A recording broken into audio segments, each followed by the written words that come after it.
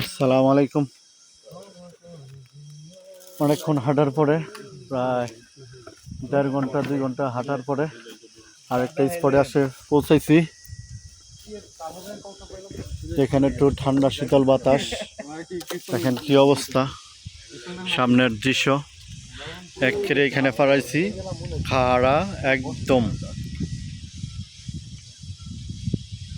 একবারে পড়লে শেষ। এখানে একটা রিক্সি জায়গার মধ্যে আমরা খাড়ি দিচ্ছি, কি বলবো বলার বাইরে। কি অবস্থা দৃশ্য, এখানে সবাই ক্লান্তি দেখা যায় না, এখন সবাই ক্লান্ত।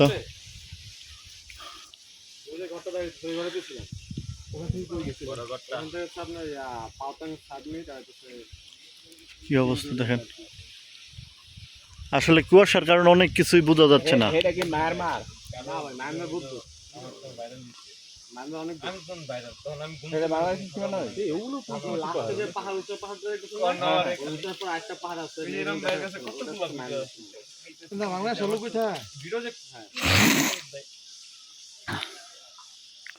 কি বলবো দেখেন, আসে হ্যাঁ গাড়ি ঢুকে না এমনি হেলিকপ্টার মালাই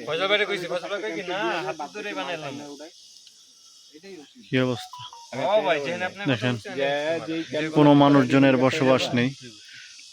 এই ইংল্যান্ড অবস্থা দেখেন,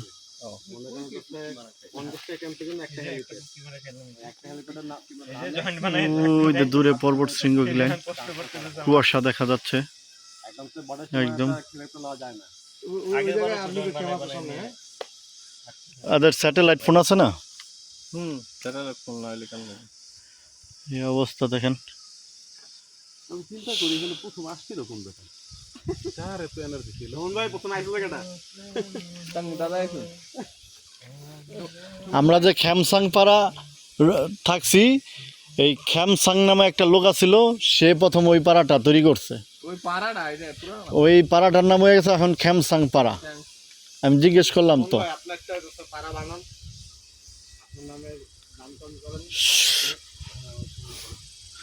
সুমন ভাই এখানে থাকলে সুমন পারা হয়ে যাবো। সুমন ভাই যখন বিয়া করবো বাচ্চা কাচ্চা নিয়ে থাকবো, সেটাই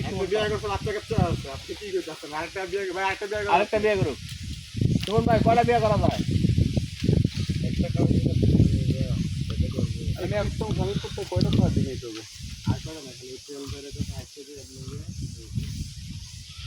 দেখেন এই অবস্থা।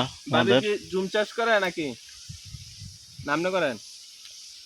উনি তো টুরিস্ট গাইড হিসেবে আসছে নাকি, আর এমনি তো বাসায় আর কেউ কিছু করে না, কারণ ওরা তো ওই সাইডে, যেই সাইডে ওনারা ওই সাইডে জুম চাষের বাও নাই। জুম চাষ হইল অন্য সাইড, ওই সাইডে তো লোকালয়, আর এটা তো লোকালয় না, এটা বিরান ভূমি বলে।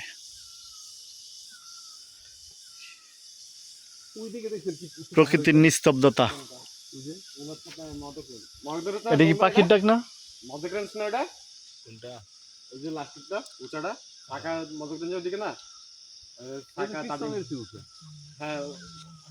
ওটা কি সাপা হাপাং? সাকাত কি যাওয়া যায়?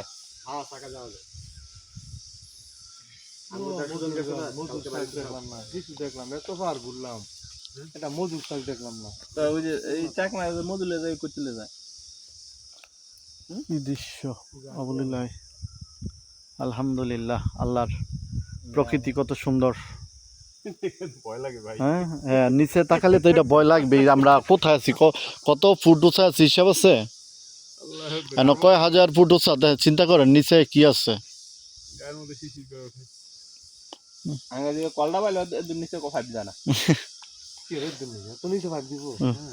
আমরা 300 350 ফুট।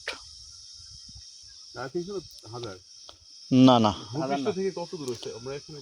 আমরা ভূপৃষ্ঠ থেকে সম্ভবত সমুদ্রপৃষ্ঠ থেকে সম্ভবত এই 2600, আরে না 2600 2661। আমার আইডিয়াটা ঠিক আছে?